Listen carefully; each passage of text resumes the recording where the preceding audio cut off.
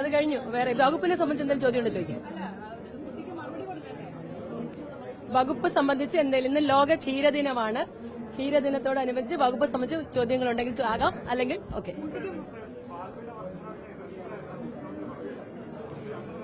അല്ല, പാൽവില വർധനവ് ഞങ്ങൾ വരുന്നതിന് മുമ്പുള്ള തീരുമാനമാണെങ്കിൽ പോലും ക്ഷീര വ്യവസായത്തെ സംരക്ഷിച്ച് നിലനിർത്തേണ്ട നമ്മുടെ സമൂഹത്തിന്റെയും സർക്കാരിന്റെയും ഉത്തരവാദിത്തമാണ്.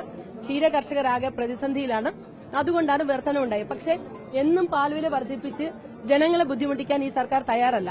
അതുകൊണ്ട് നൂതനമായി ഇന്ന് ഈ സമ്മേളനത്തിൽ പ്രഖ്യാപിച്ചതുപോലെ നൂതനമായും ശാസ്ത്രീയമായുമുള്ള മാർഗങ്ങളിലൂടെ ഇതുപോലെ ഈ വ്യവസായത്തെ സംരക്ഷിച്ച് ക്ഷീര കർഷകരെ സംരക്ഷിച്ച് ബൃഹത്തായ പദ്ധതികൾ നടപ്പിലാക്കി ഇനി അത്തരം കാര്യങ്ങളിൽ നിന്ന് ജനങ്ങളെ രക്ഷിക്കാനുള്ള കാര്യങ്ങൾ ചെയ്യും.